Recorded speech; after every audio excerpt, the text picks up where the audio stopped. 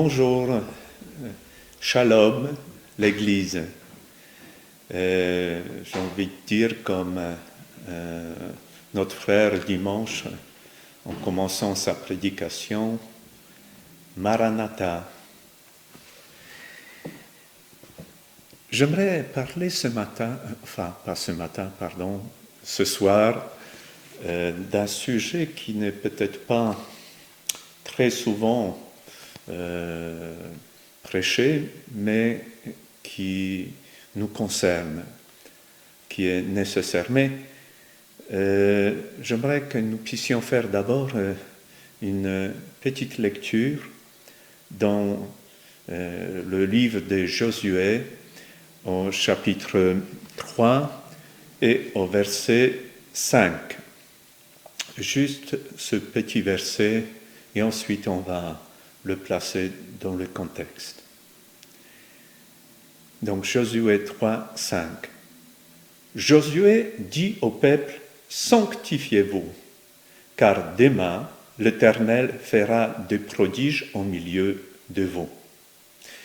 Donc le sujet de ma méditation ce soir, c'est la sanctification.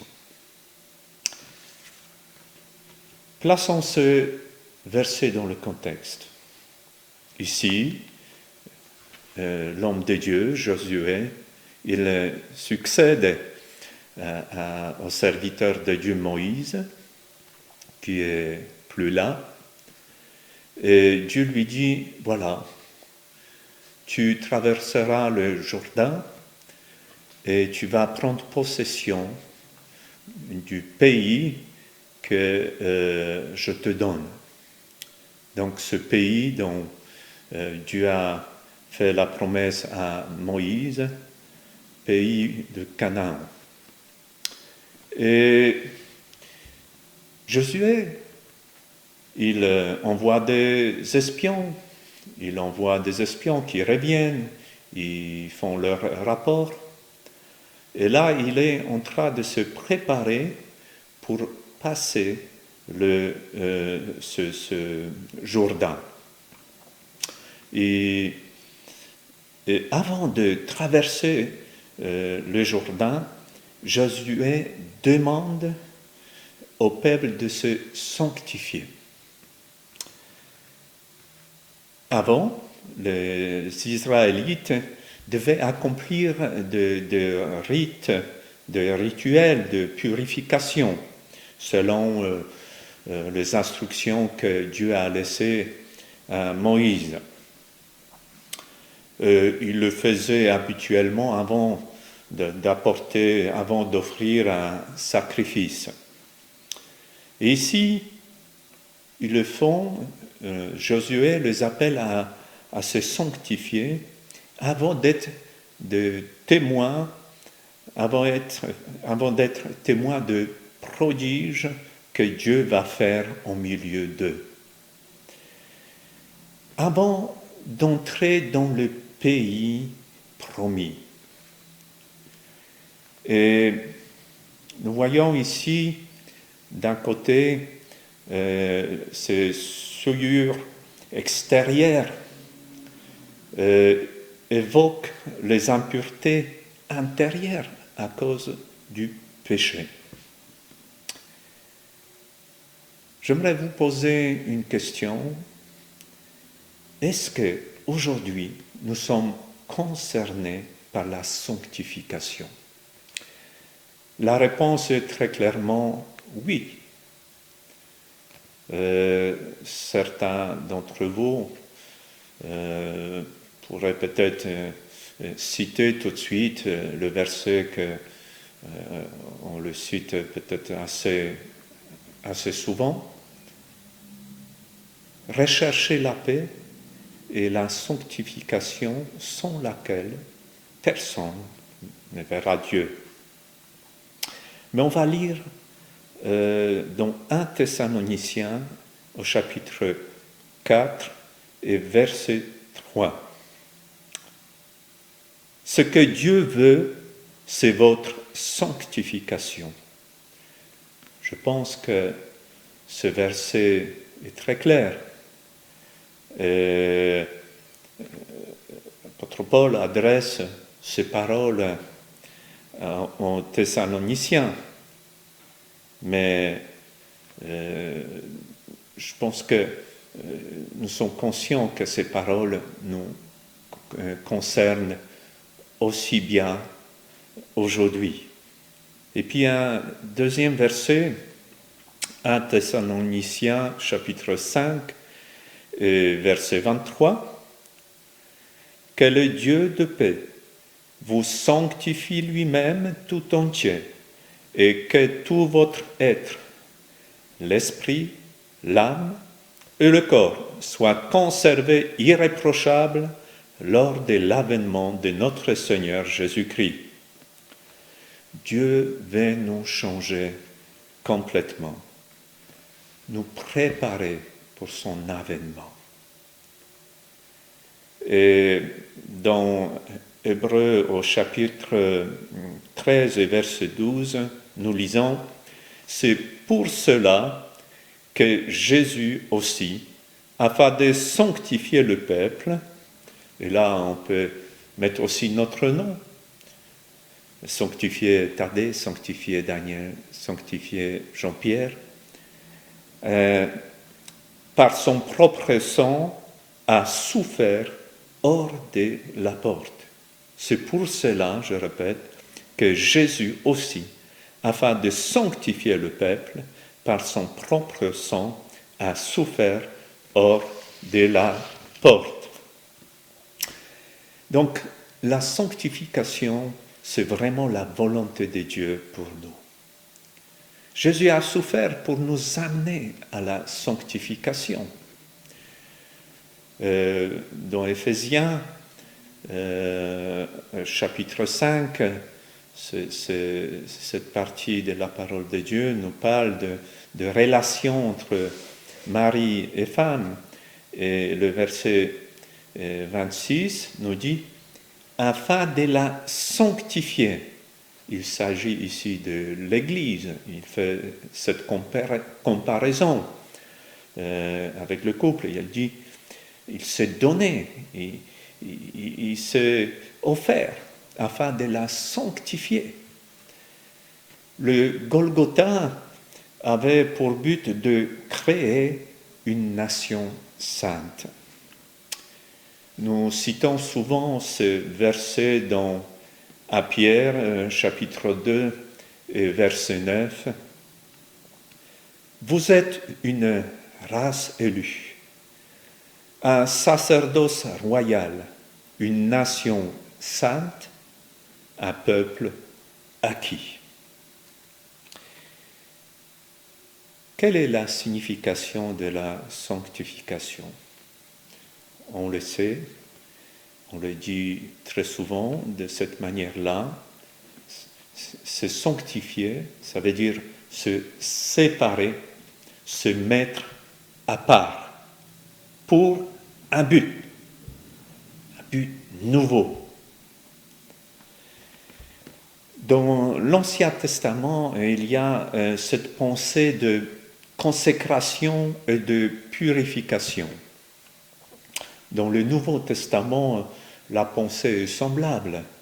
Elle signifie la sainteté et la séparation du mal. Lorsque nous sommes justifiés devant Dieu, nous rentrons dans une bonne relation avec Dieu, dans une bonne communion avec Dieu. Et, lorsque nous sommes sanctifiés, alors nous manifestons le fruit de cette relation, de cette communion avec Dieu. Et, dans le fait que nous nous séparons du péché, nous nous séparons du mal et nous nous consacrons à Dieu. La sanctification, extériorisation pratique de la vie intérieure. Dans la Bible, nous trouvons deux pensées liées à la sanctification. Alors, la première, c'est la séparation, la mise à part de l'Égypte, ce qui symbolise notre ancienne vie. Puis la deuxième, la séparation, la mise à part pour Dieu. Ouvrons nos Bibles dans Chroniques chapitre 29, si vous voulez bien, et on va lire, regarder un texte. Ici, dans ce chapitre 29, mais déjà en chapitre 28, ici il s'agit de roi Akaz, qui c'était un roi qui conduisait le peuple dans l'immoralité. Il ne marchait pas dans la droiture.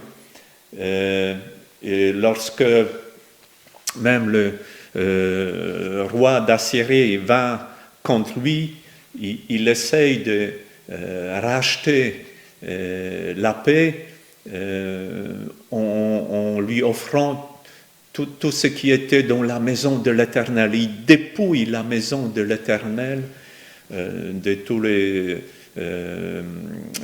ustensiles et il va racheter la paix en offrant à ce roi. Et il va jusqu'à... lorsque ce roi n'accepte pas, il détruit les ustensiles de la maison de Dieu et il ferma même les portes de la maison de l'Éternel. Et son fils lui succède, et Ézéchias, donc son fils qui devint roi, il ne marchait pas dans le pas de son père, mais il est écrit, il fit ce qui est droit aux yeux de l'Éternel. Et ce roi Ézéchias, il voulait réouvrir les portes de la maison de l'Éternel, rétablir le service dans la maison de Dieu. Alors, comment il s'y prend? Nous lisons ceci dans le verset 5. Avant d'ouvrir la maison de l'Éternel, il s'adresse aux Lévites, il dit « Écoutez-moi, Lévites, maintenant, sanctifiez-vous, sanctifiez la maison de l'Éternel, le Dieu de vos pères, et mettez ce qui est impur hors du sanctuaire. » Nous voyons qu'on ne peut pas servir Dieu avant de se séparer, se mettre à part d'eux. Ici, c'était tout ce qui était souillé devait être sorti, il devait sanctifier la maison de l'Éternel selon les instructions qu'il connaissait. Donc, on ne peut pas servir Dieu avant de se séparer, de se mettre à part d'eux, du mal. Et là, j'aimerais voir avec vous peut-être 4 points. Évidemment, on ne peut pas parler de tout, mais quelques points sur le fait de se séparer d'eux. Donc, premier point, la parole de Dieu nous parle d'immoralité. Donc, se séparer d'immoralité. Et je pense que vous allez être d'accord avec moi que ce point nous concerne particulièrement. L'époque dans laquelle nous vivons, ce point nous concerne tellement. Et nous lisons dans 1 Thessaloniciens au chapitre 4 et verset 3, Ce que Dieu veut, c'est votre sanctification, ce que vous vous absteniez de la débauche. Et lorsque nous lisons la lettre que l'apôtre Paul adresse en Corinthiens, dans 1 Corinthiens au chapitre 5, dans tout ce chapitre, l'apôtre Paul parle de ces choses, car cette Église, déjà à l'époque, était concernée par ces sujets. Il y avait beaucoup de problèmes. Nous devons vraiment admettre que dans le temps que nous vivons, c'est un sujet qui est vraiment d'actualité. Et nous avons vraiment besoin de prier, de nous préserver d'immoralité qui nous environne de toutes parts. Nous avons vraiment besoin de porter aussi nos enfants, nos petits-enfants dans la prière, pour que Dieu le préserve, qu'il puisse être vraiment mis à part, séparé de cette immoralité qui est étalée même partout. Un deuxième point, il s'agit de mariage avec les personnes inconverties. Et là, nous pouvons lire aussi ce que l'apôtre Paul écrit dans le 2 Corinthiens au chapitre 6, verset 14. Ce texte jusqu'au verset 17, mais on va lire juste le début et la fin. Donc le verset 14, « Ne vous mettez pas avec les infidèles sous un joug étranger. » Ne vous mettez pas avec les infidèles sous un joug étranger. Et puis, verset 17, la fin, « C'est pourquoi sortez du milieu d'eux et séparez-vous, dit le Seigneur, ne touchez pas à ce qui est impur. » Que le Seigneur nous aide, que le Seigneur aide chacun, vraiment. Quand nous lisons le livre de Néhémie et d'Esdras, nous voyons que ces deux hommes de Dieu ont été confrontés à ces problèmes. Et lorsque ils ont dû régler ce problème de mariage avec des étrangers, c'était quelque chose de difficile, mais ils ont fait.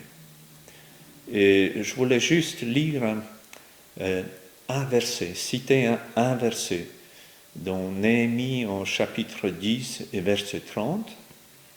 « Nous promîmes de ne pas donner nos filles au peuple du pays et de ne pas prendre leurs filles pour nos fils. » Évidemment, ce verset est tiré du contexte quelque part, mais ici, il s'agit de renouvellement de l'alliance.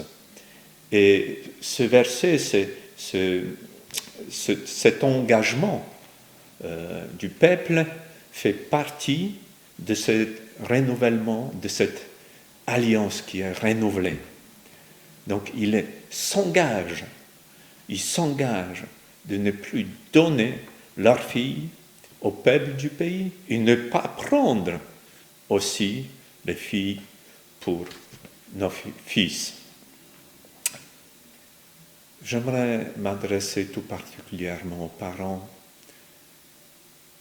Soyons des bons conseillers pour nos enfants, vraiment. C'est quelque chose de très important aussi. C'est la parole de Dieu, c'est les conseils de Dieu pour le bien de chacun. C'est sa volonté. Alors, soyons des bons conseillers et prions pour que les enfants, nos enfants, je suis encore papa, j'ai encore un fils à la maison et ma prière va vers le Seigneur pour que le Seigneur, s'il a des projets pour mon fils, qu'il puisse vraiment trouver son bonheur dans le Seigneur. Voilà. Soyons des bons conseillers et prions pour nos enfants. Un troisième point que nous trouvons dans Éphésiens au chapitre 5, se séparer des mauvaises œuvres. Et dans Éphésiens, nous trouvons ce verset, « Ne prenez point part aux œuvres infructueuses des ténèbres, mais plutôt condamnez-les. » Pensons toujours, posons-nous plutôt peut-être cette question, quelle est la source de la chose avant de nous engager dans quelque chose? Posons-nous toujours cette question pour que demandons au Seigneur, Seigneur, est-ce que c'est vraiment ta volonté? Un quatrième point, c'est lui qui est cité dans 2 Thessaloniciens au chapitre 3, et là c'est à partir de verset 6 jusqu'à verset 12. Et là, il s'agit de se séparer de chrétiens qui vivent dans le désordre. Oui, l'apôtre Paul, il écrit aux Thessaloniciens, il leur dit, donc nous lisons, donc 2 Thessaloniciens chapitre 3 verset 6, « Nous vous recommandons, frères, au nom de notre Seigneur Jésus-Christ, de vous éloigner de tout frère qui vit dans le désordre, et non selon les instructions que vous avez reçues de nous. » Si un chrétien vit consciemment, je répète, consciemment, dans la révolte, dans l'entêtement, il peut avoir une mauvaise influence sur les autres. Et c'est pour cela que l'apôtre Paul nous recommande de ne pas avoir de relations avec de telles personnes. Si quelqu'un passe son temps à critiquer les autres, critiquer l'Église, même si on ne prend pas part, mais si on reste là et on écoute, on peut dire déjà qu'on participe quelque part. Alors, je pense que si on reste là, en train d'écouter de telles personnes, je pense que nous pouvons, mais on va être pollué. Parce que des mauvais propos, des critiques, quelque part, l'ennemi peut utiliser après et puis dire oui, semer le doute, oui, il a peut-être raison. Lorsqu'on entend parler de l'un ou de l'autre, d'une assemblée, d'une église, et c'est quelque chose de mauvais. Alors, l'apôtre Paul, il dit, séparez-vous. N'ayez pas de relation même avec de telles personnes, pour votre bien, pour le bien de l'Église. Nous avons vu juste quelques points, quelques versets concernant de se séparer d'eux. Donc, se mettre à part d'eux. Maintenant, quelques mots sur la deuxième partie, se séparer, mis à part pour. Alors, j'aimerais vous proposer une illustration, un exemple qui m'est venu à l'esprit. J'ai une voiture qui est cassée en panne. Et le fait qu'elle est en panne, donc je ne peux pas l'utiliser, ça me met en difficulté dans mes déplacements de tous les jours, peut-être faire les courses, aller au travail, ou tout ce tous les services que cette voiture me rendait avant. Alors, à un moment donné, je me dis, bon, ça va, hein. Je me séparer de cette voiture, elle ne me sert à rien, elle est inutile. Et puis, je me sépare de cette voiture, je ne sais pas, je la mets à la casse, et puis de toute façon, on ne peut plus rien faire avec. Ok. La voiture qui était un problème, qui ne m'était pas utile, je me suis séparé d'elle. Mais si je reste là, je n'achète pas une nouvelle. Alors, finalement, le fait de se séparer de cette voiture, dans cet exemple, ne résout pas mon problème. Je galère toujours pour mes déplacements. Alors, ce que je veux dire, que la volonté de Dieu, c'est que la séparation du mal, il souhaite qu'on nous conduise vers le bien. Donc, on se sépare du mal pour le bien.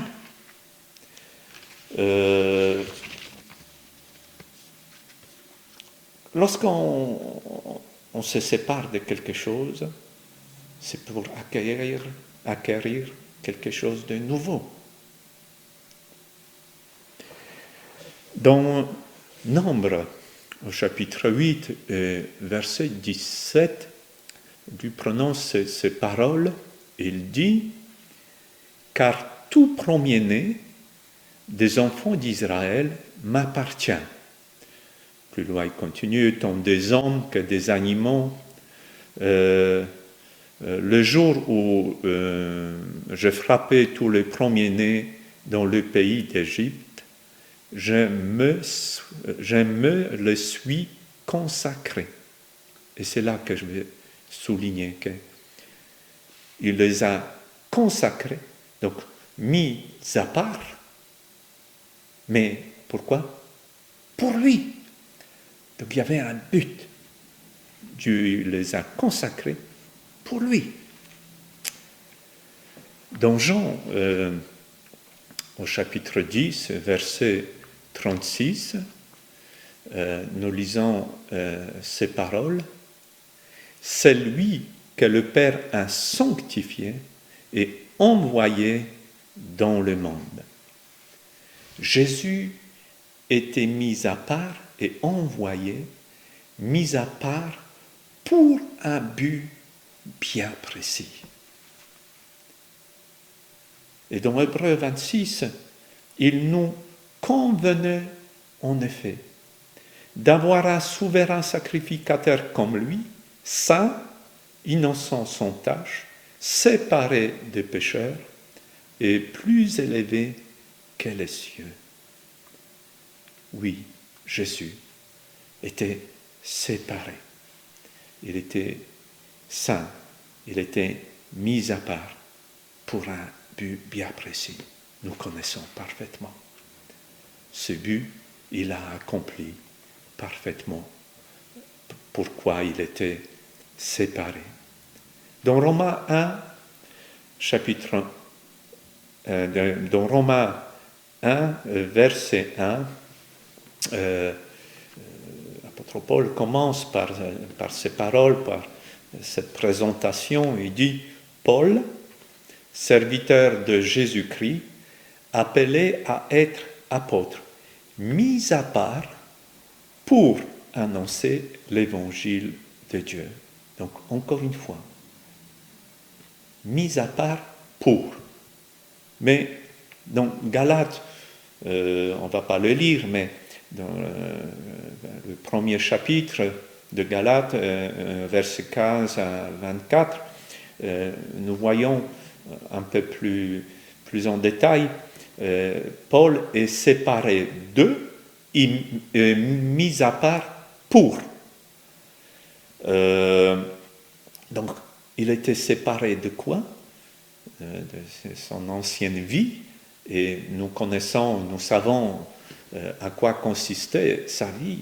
Il faisait beaucoup de mal à l'Église, jetait en prison le chrétien, mais Dieu l'a séparé de cette partie de sa vie, mais il ne l'a pas laissé comme ça, mais il l'a mis à part pour annoncer l'évangile de Dieu.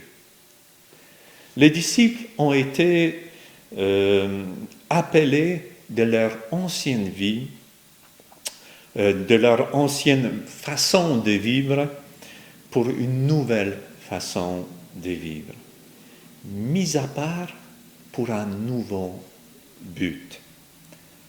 Nous savons comment Jésus les a appelés. Alors, ils ont été séparés de leur vie. Certains étaient des pêcheurs, ils pêchaient le poisson. Ils se sont séparés de cette vie-là pour devenir des pêcheurs d'hommes. Donc, c'est très important. Dans Actes, chapitre 1er, et verset 8, ils reçoivent cette parole, les disciples, mais vous recevrez une puissance, le Saint-Esprit, survenant sur vous, et vous serez mes témoins. Donc les disciples, ils ont été séparés de leur ancienne vie, mais ils ont été mis à part pour être aussi le témoin de Jésus-Christ. Et dans Matthieu 28, au chapitre, en versets 18 à 20, nous lisons, Jésus leur dit, allez, faites de toutes les nations des disciples, séparés pour faire des disciples de toutes les nations. Donc, l'ancien doit être remplacé par nouveau. Et là, il me vient le verset de Corinthiens, chapitre 5, verset 17, qui nous dit « Les choses anciennes sont passées, et toutes choses sont devenues nouvelles. » Donc, les choses anciennes sont passées, et les versets ne s'arrêtent pas là, mais et toutes choses sont devenues nouvelles. Vraiment, ne soyons pas comme certains chrétiens qui se sont séparés d'eux, mais ils ne se sont pas mis à part pour. Et ils vivent une vie sans but. Dieu a un plan pour ta vie. Dieu a un plan pour la vie de chacun, pour chaque personne qui vient à lui. Dieu a un plan. Suis ce plan.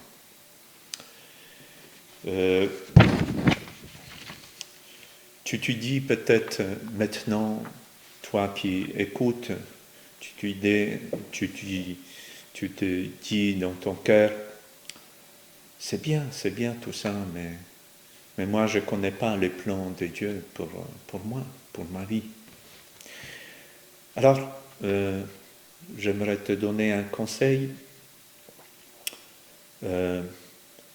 Réécoute la prédication qui a été prêchée le dimanche passé par notre frère Mathéouche.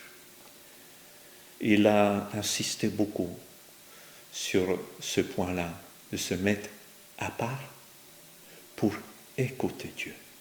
Donc, tu peux commencer par te mettre à part pour écouter Dieu. Et il te révélera son plan pour ta vie. C'est sûr, il va te parler. Mais mets-toi à part. Il te parlera. J'aimerais conclure cette partie-là. Il y a beaucoup à dire encore, mais je vais terminer pour cette partie-là sur ce qui représente, qui peut quelque part représenter tout ce que j'ai dit. C'est le peuple d'Israël, c'est la sortie d'Égypte.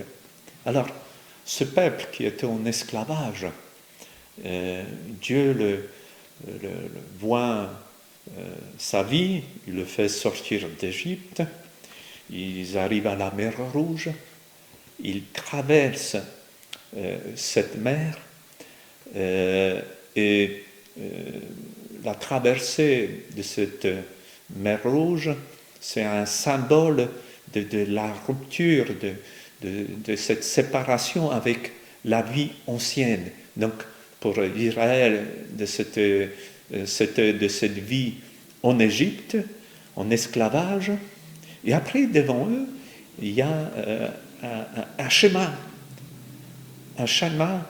dans le désert. Il y a le désert, mais il y a un but. Et ce but, c'est ce pays que Dieu a promis. Dieu a dit à Moïse, voilà, je vous donnerai ce pays que je préparais pour vous. Et j'aimerais comparer, le désert, c'est quelque part ce cheminement vers ce but, donc ce chemin de sanctification pour arriver vers ce but, le Canaan. Que cette image nous aide aussi à réaliser que ce désert a révélé très souvent l'état du cœur de ce peuple. Nous savons que tous ceux qui sont sortis de l'Égypte n'ont pas pu entrer dans ce pays promis, sauf 2 personnes, Josué et Caleb, mais tout au long de leur chemin, ils étaient confrontés à différentes situations. Nous sommes confrontés avec différentes situations, mais vraiment confions-nous dans le Seigneur. Parce que le Seigneur, il veut notre sanctification. Et cette sanctification, pour que nous puissions être mis à part, utiles entre les mains de Dieu.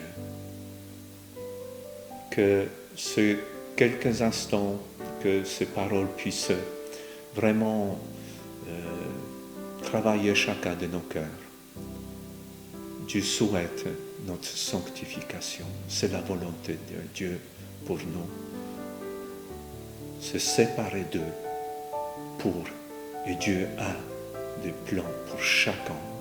Si tu n'es pas encore dans son plan, Dieu a un plan pour toi. Soyez bénis. J'aimerais prier juste courtement, si vous voulez bien. Seigneur, merci pour ta parole. Merci parce que tu es un Dieu merveilleux.